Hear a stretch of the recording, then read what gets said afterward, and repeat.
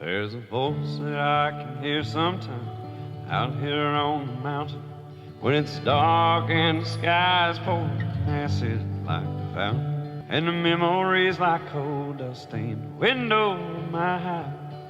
So ask them no questions, they can't sell you no more lies. I hear voices all around me in society's depression. Over and over they recite their first impression, and the rivers all cry. The ocean cannot speak till waters crash into uncharted shore. So dark and bleak. How I wish somebody'd make the voices go away. Seems they're always talking, but they ain't got much to say. Well, a picture's worth 1,000 words, but a word ain't worth a dime. Okay, that was, who the fuck was it? Sturgill's voices. That was Sturgill's. Oh, damn. Kara, kiss my ass. That was Sturgill Sampson. Voice is the name of the song. Picture's worth 1,000 words, but a word ain't worth a dime. That's a pretty good one to go by. Okay, Miss Kara, say hey where they can hear you again, and besides laughing at me. Hey, that was a well-deserved giggle. But anyway, got Miss Kara back. She was off last week doing something, playing the concession lady. Got some kind of good news. Lindsay Leopards, Purcell Dragons, OU Sooners, none of them lost. Because none of them played.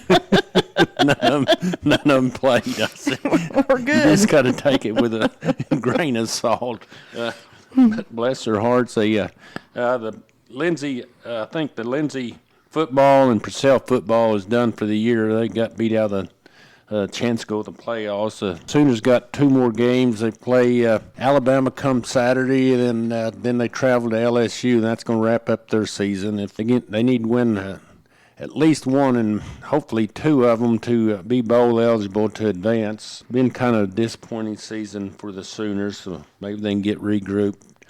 One thing I want to say is I'm so glad the election cycle is over for this term. I get so tired of arguing and back and forth. I just wish the country had come together and get behind the president and moving forward and keep our domestic U.S. safe and settle some of the issues going on in the Russia-Ukraine and Israel-Palestine. But anyway, Miss Kara, you got a topic you want to talk about today? I don't know. I've been tossing around a few ideas, and I can't quite get there. Okay. How many people are putting up their Christmas decorations already? We just got... We got them out of the attic. We just got it out of the attic, so we had a little power surge there for a minute. We got, I think, all our Christmas goods down, and preliminary test on the lights was good. Good. Some of the signage is kind of showing some wear and tear from the years, but we got to work on that. And I got a feeling if it's going to rain next 2 days, I can kind of get those going again. One thing I want to do is give a shout out to TJ. He's been listening to the podcast, and he sent a message as much as said that I think we might be related, and we got to compare notes, and we are related. He is my second cousin once removed. My father and his grandmother were brother and sister. So TJ, he reached out to me, and he asked if I knew how to put these podcasts on YouTube. I said, I'm just barely able to do it on what I got now. Anyway, he was kind enough to come to the house. We spent a couple hours together talking about one of our podcasts, and it took him about 30 minutes to get it set up on YouTube, where I podcast and release them on YouTube under my name. And he got that sorted out in short order, so thank you for that. Another thing that we were kind of had in common was our interest in ancestry. He did a 23andMe, and he's piqued my interest. I've done some genealogy, and I was telling him about it, but I haven't done the 23andMe or one of the other.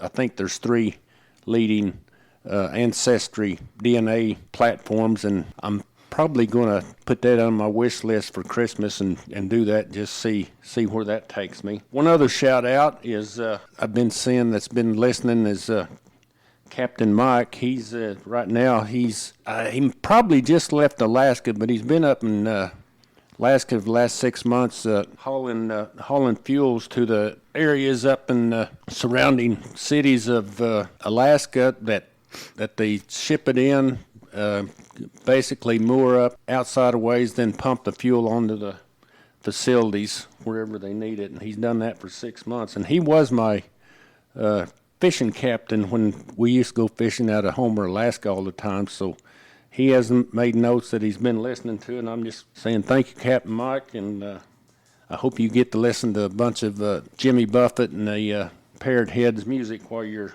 out there working. Have a safe trip back to Florida where your home is. One other shout out is to Karsten. She had told my beautiful bride Kara that she'd been listening to the podcast and she really likes the soundtracks I put in the front of it. I hope you listen to more than just the music just the part. Instead of making up a song playlist. But anyway, I want to. Yeah, and one other thing that I've been kind of torn about is Kara's got us a Blackstone, and we really, really like it. Daughter Misty was up here a couple of weeks ago, and she said, "Oh, let me show you how to cook biscuits on this Blackstone." So we went and got some biscuits out of a can and put them on there. Looked at them about 4 or 5 minutes later. They looked like freaking hockey pucks. They were burnt to a crisp. Misty, she was like, "You're supposed to use frozen ones. I didn't say it would work with these." So she's put a disclaimer on it that says we did it wrong. Here in the last couple of days in a row, she sent photos of her doing her Blackstone and her doing her biscuits at home, and they look really awesome, but I'm not sure that it's a trickery situation where she's actually putting it on the Blackstone, then putting it in the kitchen, then cooking it, then put it back on the Blackstone. She just has to come prove herself again. Just get back up here. So anyway, we're throwing out a challenge one more time to Misty. Whenever you come back up and want to cook your hockey pucks on the Blackstone, we'll give you one more chance. But they were up here last week, right, Kara? Yeah, we had Posse up here last week, and we had a good time with them. But yeah, those anyway, have been some fun weekends. We've been having a good time. Yeah, we've been having a good time. And so Kara's got one more week of working. Is that correct, Kara? Yep, this week, and then we got Thanksgiving break. So what day do you get off? Friday this? Yeah, I've got boys basketball scrimmage and concession tomorrow night. I've got the first junior high 9th grade girls basketball game Tuesday night, and then just work through Friday, and then we're off. And you're off from Monday till the next Monday? Mm-hmm. Awesome. Yeah. So you're stuck with me all week. Well, we're supposed to have some weather, I think, starting tonight, and I think all day tomorrow, and some of it may be severe. They said a chance of some really gusty winds. Yeah. Right now, we're out in the garage, and it's probably 65 degrees, and absolutely is no wind. So this is always, I call it calm before the storm. Anyway, we were kind of kicking around, putting our Christmas stuffs up, but I'm kind of torn a little bit. I've always wanted to wait till after Thanksgiving to put Christmas up. Thanksgiving aren't like they used to be, where there's a huge family gathering, have all your relatives over from 10 o'clock in the morning till 10 o'clock at night, and eat a couple of times, get a nap in between, watch ball games, and such as that. So it's not like it used to be. A lot of families are fractured and have other places and things to do. Well, I'm just not one of those people that I expect my family to have to go 4 or 5 places in one day, and if they've got other family members that feel like they have to be there, then, we're here with our door open anytime, any time for our kids, and they can come and enjoy, and we'll always throw some kind of food together and just enjoy each other. It doesn't have to be a day out of the year that we make them come by and see us. So And we just got a different philosophy on it than a lot of people do. yeah, well, you get my age and Kara's age, anymore every day's a Thanksgiving. So, I guarantee you. When you go to the doctors and dentists and eye doctors and ear doctors and spend half your time at medical facilities, and I used to give mom and dad fits. I slept wrong and I'm sore. Well, I know what the hell they're talking about now, and I know what they're talking about when the weather's getting changed. My dang joints are hurting. Well, by gosh, if you guys don't hurt right now, it's going to happen sooner or later. You're going to have some joints hurting, and the weather's changing. Before I forget, I wanted Miss Kara happy birthday. It's coming up November 20th. She's a year older, and she's at the age that she didn't like to discuss how old she is. Whatever. But she's aging gracefully, and Kara had a kind of a unique weekend this past weekend, all day Friday and part of Saturday morning. I think is a pretty good cause. And Kara, you want to tell them what you did, where you went, and all that was about? Sure. First, I'm going to start with that my daughter Taylor and I, since she was in 8th grade, we've always I've taken off work on Friday. In reference, she's 30 now. And so we've gone to Mistletoe Market in the city. And I don't know if any of you've ever shopped it. It's a fun experience. We go, we shop, we have fun. We might brunch, we might not. But this year it happened to coincide with the Assistance League Gala here in Norman, where she is a member of the Assistance League and a huge promoter for School Bell, which is a program that clothes children here in Norman. They raise thousands of dollars to specifically clothes on children's backs. I was first introduced to it by Mo Crook many moons ago when I was still working at Whittier and first met Mo. She was a neighbor of my mother's, and at that point in time when the kids were all smaller.